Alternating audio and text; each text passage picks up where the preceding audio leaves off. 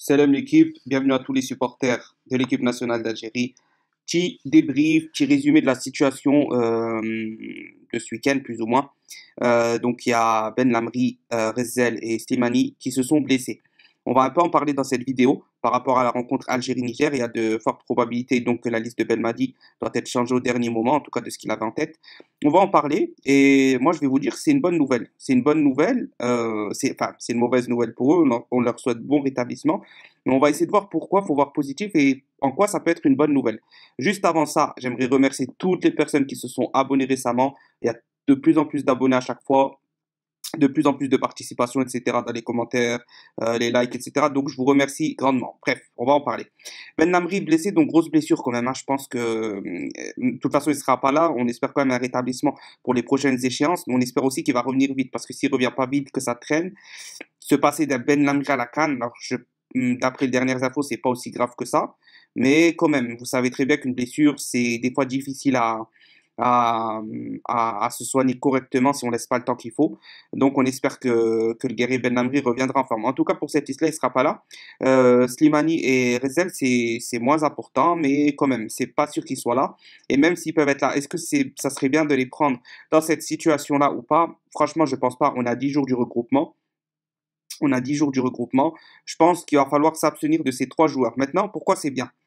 C'est bien pour plusieurs raisons. La première raison, c'est que Belmadi va être obligé d'appeler des joueurs pour remplacer ces joueurs-là dans la liste. Donc, soit il va appeler des anciens joueurs, comme un Brahimi, un Fares, il va rappeler, etc. Soit il va se tourner vers des nouveaux joueurs. Moi, j'aimerais bien qu'il fasse venir des nouveaux joueurs. Sachant que dans cette liste, on a déjà parlé, il y a des choses qui sont en trop, comme un Ben Aïada, un Belkebla, c'est pas forcément utile qu'il soit là, on a déjà ce qu'il faut.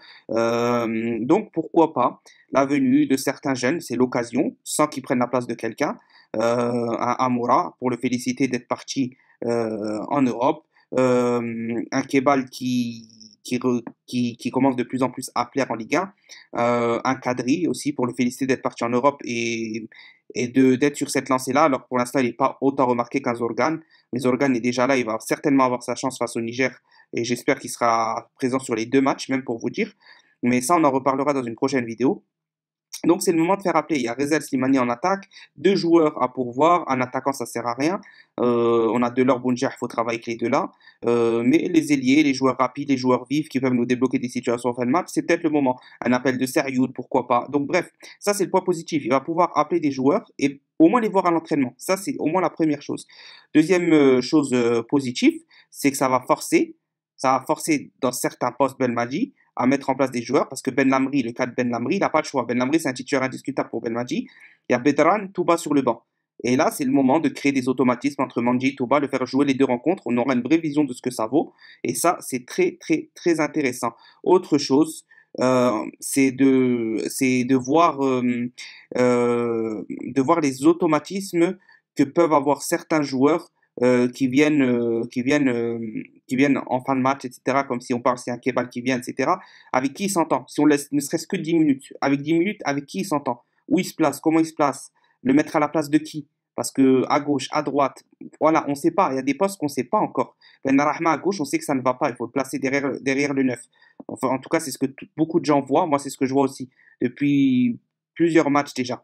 On sait que Mahrez à droite, il y a Ghezal pour l'instant, mais il y a aussi Ounas. Est-ce que Ounas ne fait pas des meilleures entrées que Rezzel? Est-ce que Ounas n'est pas plus indispensable en fin de match en tant que joker qu'un Rezzel qui a à peu près le même style de jeu qu'un Mahrez? On va dire, hein, c'est un peu un Mahrez bis, sans vouloir lui manquer de respect. Donc, est-ce que c'est pas mieux de changer de profil en fin de match? Voilà, il y a des choses à voir.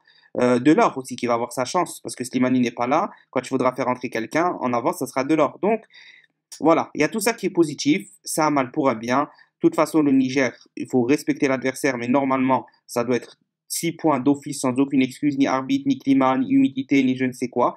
Donc, c'est le moment de voir des nouveaux joueurs. On souhaite bon rétablissement à nos trois Fennecs blessés, qui reviennent vite en forme et à leur niveau habituel et qui ne se pressent pas à revenir et qui reviennent bien surtout. Voilà, c'était tout pour cette vidéo. J'espère qu'elle vous aura plu. On se retrouve demain pour parler des compos du match aller Algérie-Niger. Salam.